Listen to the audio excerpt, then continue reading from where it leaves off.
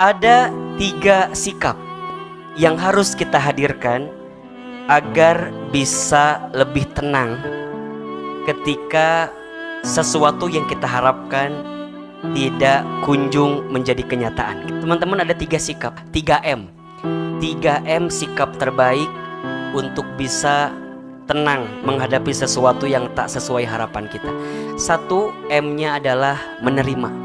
Terima saja apa yang sudah terjadi dalam kehidupan kita. Jangan pernah menghina keadaan, karena malam pun tidak pernah menghina takdirnya menjadi gelap. Sebagaimana daun tidak pernah marah kepada angin yang membuat dia terjatuh dari pohonnya. Terimalah semua keadaan yang Allah berikan kepada kita dengan sikap husnuzon. Apa itu husnuzon? Prasangka baik. Terima saja, karena itu sudah terjadi.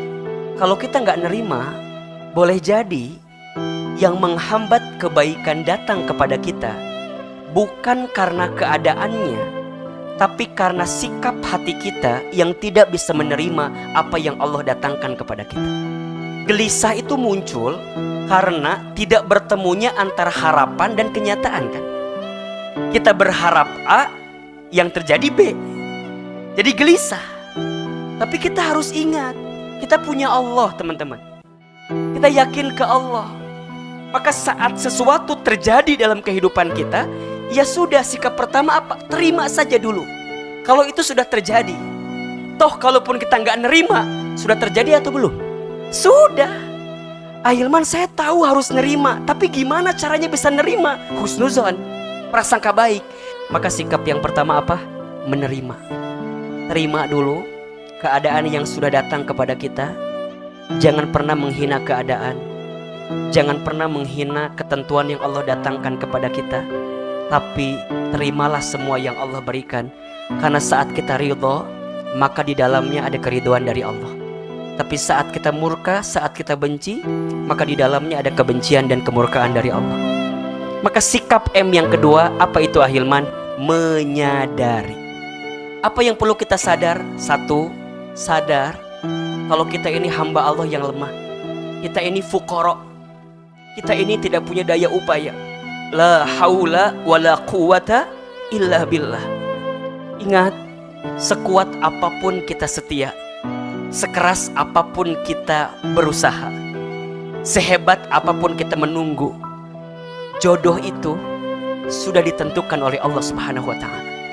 Maka saat berikhtiar menjemput jodoh, hadirkan Allah di dalamnya. Karena kalau kita sudah kehilangan Allah di hati kita, kita akan dibuat kecewa dengan segala macam ikhtiar kita. Ini penting sekali. Sadar, teman-teman. Jadi teman-teman, sadar diri dulu kalau kita ini lemah. Sadar diri ini kalau kita ini gak punya kemampuan. Yang mengatur segalanya siapa? Allah Al-Muqtadir. Allah yang maha menakdirkan terbaik bagi kita. Yakin, sadar diri. Yang kedua, sadar tentang apa? Tentang dosa dan kesalahan kita.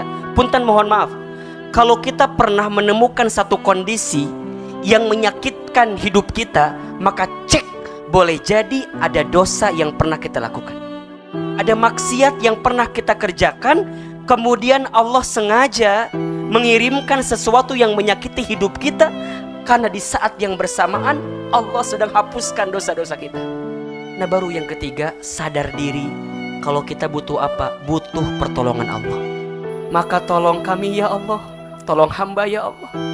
Ya Allah, ternyata laki-laki yang hamba cintai itu bukan jodoh hamba ya Allah.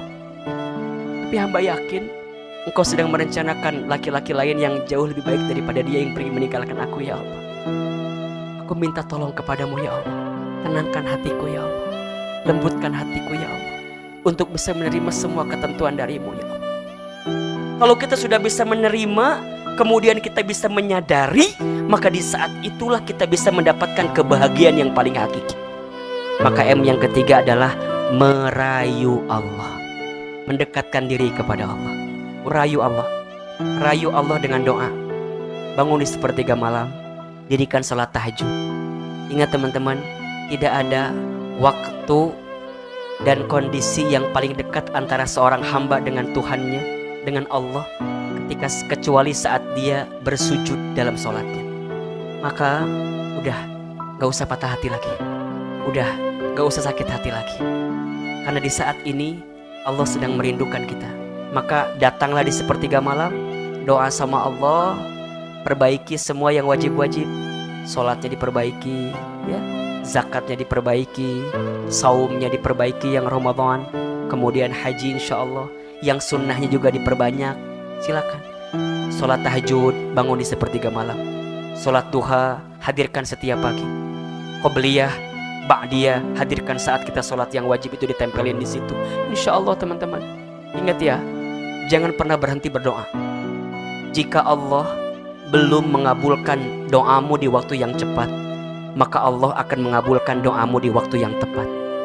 Tidak ada yang sia-sia dengan doa. Yang paling penting dari doa itu bukan dikabulkan atau tidaknya, karena itu adalah hak prerogatifnya Allah. Tapi yang paling penting adalah saat kita diberikan kesempatan berdoa oleh Allah Subhanahu wa Ta'ala. Jadi kalau teman-teman dikasih kesempatan berdoa, berdoa lagi, berdoa lagi, berdoa lagi, maka di saat itu teman-teman mendapatkan anugerah terbaik dari Allah Subhanahu wa Ta'ala.